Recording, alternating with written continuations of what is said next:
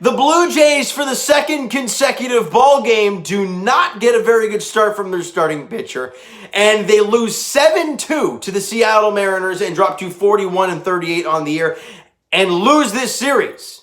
2 out of the 3. That's not very good. But before we start talking about the negatives about this game and grab the positives from a game like this, congratulations to Vladimir Guerrero Jr., Marcus Semien, and Teoscar Hernandez for being named All-Star Game starters. Obviously, that's a big credit to the fans of the Toronto Blue Jays, but they are well-deserved. They've been fantastic all year long. The numbers are through the roof. Vladdy, we all know that's deserved. Teoscar Hernandez is having a great year. And Marcus Semien's been an absolutely revelation at the number 1 spot in the batting lineup. Well-deserved. Congratulations to those guys for being named starters for the Toronto Blue Jays in the All-Star Game. But now let's get back to this game. And the story was Hyunjin Ryu. We could talk about the Jays only having 2 runs on 8 hits and blah, blah, blah. Ryu was not good.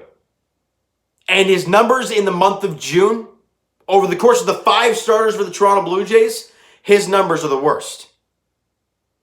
I don't know if that's credit to not having Danny Jansen behind the dish. I don't know. But it seems to me that when Danny went down, everything kind of caved in for Hyunjin Ryu. Now, positive in that front, obviously Jansen's having a rehab there in AAA Buffalo, or whatever you want to call it now, Trenton. So that's a good sign, I guess, for Ryu's standpoint. Looks like Kirk and him might be back as soon as the weekend. So that's fantastic news in that front. And that'll be something to look forward to there in Ryu's next outing. But a guy like Ryu is not a pitcher where you can blow a 99-mile-an-hour past somebody down the middle and get away with it. You throw a 90-mile-an-hour fastball, an 89-mile-an-hour fastball right down the middle and you miss your spot, you're going to get crushed. And the margin for error for being a contact pitcher, more of a stuff pitcher and not a velocity type guy, it's tough. It really, really is. Or no, I wouldn't say a stuff pitcher. For being a location pitcher, not a stuff guy. That's kind of what I was going for. Because if you don't have your pinpoint location, and we all know your stuff isn't dominant per se, you're gonna get hit around. And that's been the thing about Ryu. He's been painting corners, doing a great job through his entire Blue Jay tenure. But over the last month and today, he was not very good. We'll get to his specific numbers in a bit, but let's break this game down. Top of the first inning, Kyle Seager, it's an RBI single. J.B. Crawford comes in to score on the Vladimir Guerrero Jr. error. Then Ty France, it's a sacrifice fly. Mitch Haniger comes in to score. Then in the bottom of the first inning, Marcus Semien gets one of those runs right back with a solo shot. All right. Continue to add to his All-Star game totals, so that's a great job for him. Makes it a 2-1 ball game. Problem, next half inning. Fraley, I think it's how you pronounce his name, hits a solo bomb, getting that 1 run right back. I always say it, after you score a run, you want to put up a 0 in the next half inning. You don't, you give up another home run. You get up a home run in that inning for Fraley. And then the top of the third inning, Long Jr., it's a 2-run shot. Jake Bauers comes in to score. And just like that, Hyunjin Ryu has given up 4 runs in the first 3 innings. And I'm like, what the heck happened there? Or no, wait, I must have missed some earned runs there. Either way, or some runs scored there. Either way, Ryu was not good enough. When you go 4 innings, you'll have 7 hits, 5 runs, 4 were earned runs, and strikeout 2 and walk 2. He was not good enough. You know, he'd probably tell you it straight up to your face. He was not good enough. He didn't seem happy on the mound today at all. And I think maybe the familiarity factor of having a guy like Danny Jansen come back might be really good for him. Now, offensively, we don't know what Jansen's going to come back with. But, you know, Reese McGuire always been great batting, blah, blah, blah. But the comfort level that Jansen has with your ace, Hyunjin Ryu, it's important. Because look what's been happening with him lately, and he hasn't been doing that well. Right? And you need your ace, the guy who's getting paid the most in your rotation, to do well. Now, the Blue Jays try and get back into the ball game. Bo hits an RBI single in the bottom of the 8th, scoring Marcus Semien, making it a 5-2 game. But then the top of the 9th inning, you get Tyler Chatwood going out there, gives up an RBI single to Kyle Seager. J.B. Crawford comes in to score. Then Jake Bauers hits an RBI single. Mitch Haniger comes in to score. Then Charlie comes to take him out, and he's not happy. He basically said, I think it was after the game, or Charlie said after the game to the media that he basically, I want to help this bullpen. I want to. Well, don't get mad when you get pulled, pal. You know what I mean? Like, go out there and pitch better. We heard this snot with Tanner Roark last year where he was angry after he get pulled after 5 innings and his ERA is north 6 and we're like, you don't deserve to go more than 5. I don't care how good you're doing because you might implode in the next inning. And Tyler Chatwood went 2/3 of the inning, 2 hits, 2 runs, struck out 2, but he walked 2. He was not very good. So not really sure why he's yapping his mouth. And the Blue Jays lose it 7-2. We finally get to see Adam Simber, but it was not in a high leverage situation. Well, they're trying to ease him in. Easing them in. This guy has been playing. He had 34 1/3 innings pitched coming into this year, or into this game with the Blue Jays. He's warmed up and ready to go. You got to get him in a high leverage situation. Obviously, there wasn't one today. But we all talked about how yesterday he could have been out there for the Jays in that extra inning affair or in the later half of the innings or whatever the case may be, but he wasn't.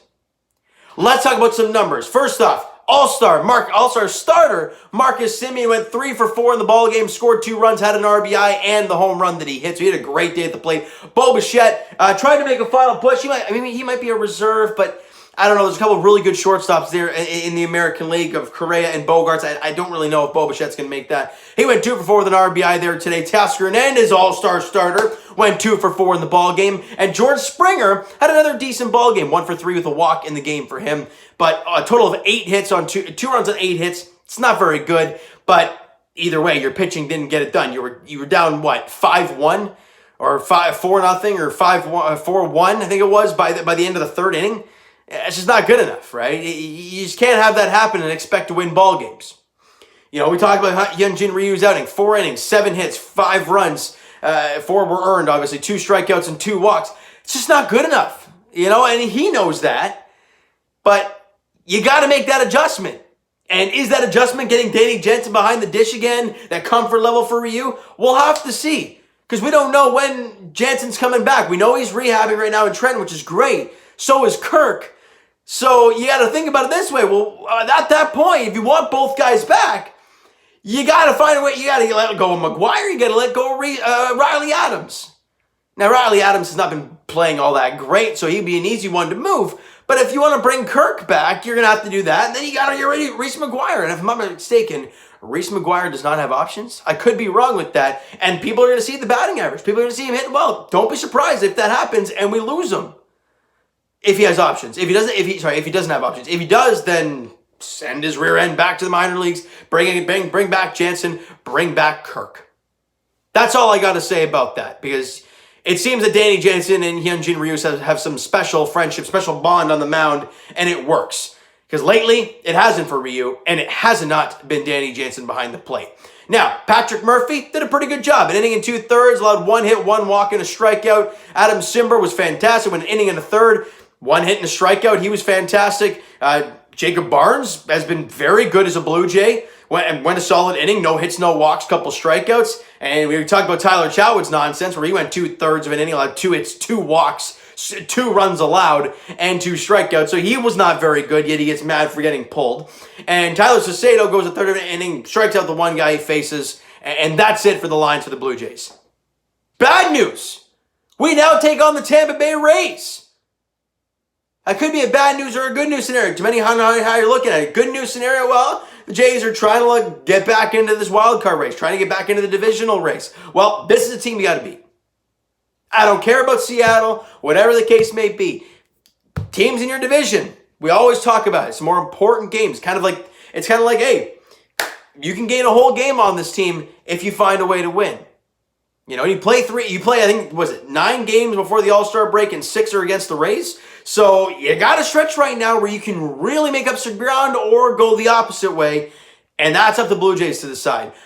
Luis Patino, I think, is on the mound for the Rays tomorrow night. Alek Manoah gets the ball for the Blue Jays at Salem Field. 7:07 first pitch there in Game 1 of that series against the Tampa Bay Rays. All right, so you know what, guys? That is going to do it for this one. If you enjoyed the video and did not enjoy the game today on Canada Day, but happy Valentine's Day. What in God's green earth am I talking about? Happy Canada Day, everybody. Hit the like button if you guys enjoyed this one. Hit the subscribe button if you guys have not already. Comment down below your thoughts on the video, your thoughts on the game. What'd you like, what'd you not like from today's ball game for the Toronto Blue Jays. Twitter is down below for myself. Follow, send me a DM, all that great stuff. The Instagram link is down below, so follow up there if you have not done so already. And I will talk to you guys, Jays edition, as we've talked about, tomorrow night, 7:07 first pitch there at Salem Field. Luis Patino on the mound for the Rays. Alek Manoah gets the ball for the Blue Jays in game 1 of that set against the Tampa Bay Rays at Salem Field. All right, so thank you guys so much for listening and watching. I hope you enjoyed the video. Talk to you guys then.